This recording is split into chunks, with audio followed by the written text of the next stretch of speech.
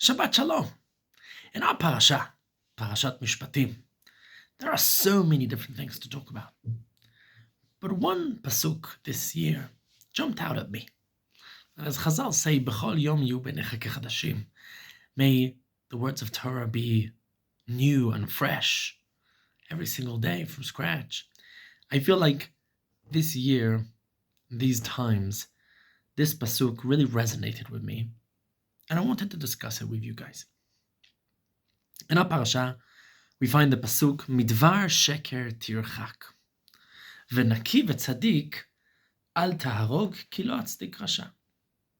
Midvar sheker tirchak literally translates as stay away from lies, from falsehoods, from anything that is in the realm of lie, wrong, sheker, dvar sheker. The second part, v'naki v'tzadik al taharog, don't kill the pure and the innocent. If the tzaddikim, make sure not to kill them. And then the third part, ki lo atzdik rasha, because God will make sure that the evil, those who are rishaim, get their just desserts. That is God's role. Ki lo atzdik rasha. If there is a rasha, I will punish him. I will make sure that justice is done in the long run.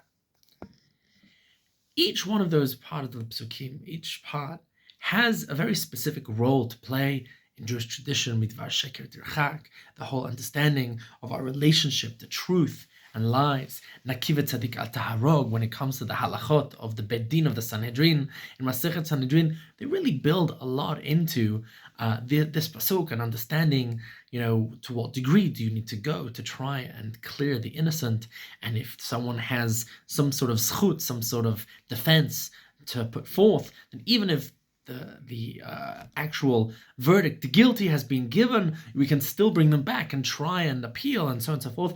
There's a lot to be said. But I think that in our day and age, 2026, this pasuk as a whole speaks in a completely different way. To me, and maybe even to some of you. We'll see if you agree with me. Midvar sheker tirchak. Today we live in an age where truth and lie are very, very hard to distinguish. Putting aside the whole question of AI and, artificial intelligence generated images, videos, we are entering into an era where we do not know if our eyes are fooling us, if technology is literally lying to us, if whatever I plug into the chat is true or not true, if the sources are true, if the facts are true, if the information is true. We're moving into what people like to call a post-truth world when it comes to information and technology. But I think even within the realm of human beings, this whole question of my truth versus your truth, of my narrative versus your narrative, of different interpretations, everything being valid, everything being on the table. This whole question of, are we even looking at the same facts, not just at the same interpretations? That is a question which very much hits home today. We've seen, especially, unfortunately, due to Israel being at the forefront of international news, how many untruths, how many lies and libels and slight twisting of the truth, questions, phrasing it in the wrong way, giving the impression that something is being said, even though you can deny it afterwards. The whole question of dvar sheker, it's no longer just lie. It's the whole web that is woven around the lie. That is something that we need to step well away from and make sure that we are striving to be as truthful as we can, even at our own expense, even if we find those truths to be inconvenient truths, even if those truths are criticisms of our actions, of our community, of our choices.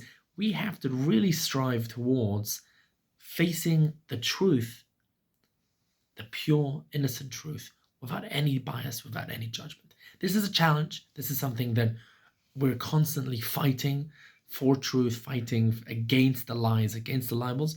But I think the Torah is telling us, midvar sheker tirchak. Even if it might serve your own side of the argument, to miss out a fact, to maybe massage the numbers, to maybe exaggerate a little bit, to maybe ignore certain pieces that don't exactly fit into our arguments. Midvar sheker terchak. Make sure that you stay well away from anything that could even smell of lies or manipulation. That's the first piece. The second piece, I think, is what leads on directly from it. We all understand today that lies cost lives. That by making up libels and lies and slander about people, you can actively cause harm and potentially even lethal harm to whole communities, to individuals, to whoever you may reach out to. This can have ramifications. We know this from anti-Semitism. We know that spreading lies, spreading misinformation about Jewish communities can actually enhance and encourage terrible actions against the Jewish community around the world. We know that explicitly. Plenty of people have been murdered with the people crying out, from the river to the sea, free God, free Palestine, free Gaza, stop killing children. All of these lies and libels and mistruths have been directly connected to, unfortunately, lives lost. But I think this also resonates much more in, I would say, a social setting. Unfortunately, we are aware very much of cyberbullying, of lies, fakes, manipulations, social media, taking a lie and running with it, and this is causing real harm. People sometimes, chas v'chalila, are pushed to suicide and to self harm, and all of this is because of dvar sheker. If you don't stay away from dvar sheker, if you don't commit to the first part, midvar sheker tirchak, then unfortunately you will be led into, and this might directly result in v'naki v'tzadik al ta'arok. You might end up with innocence paying for these lies. And finally, kilo atzdik rasha. Because God understands truth and understands falsehood. God knows what is true and what is a lie. God knows who is innocent and who is guilty. Kilo atzdik rasha. There is a certain understanding, I think, especially today, with all the technology that we have, there's a certain feeling of responsibility that, and maybe you could even say an abuse of that power, of that responsibility, that I am the gatekeeper of truth. I am the gatekeeper. I must either get the truth out there, or I must defend the truth.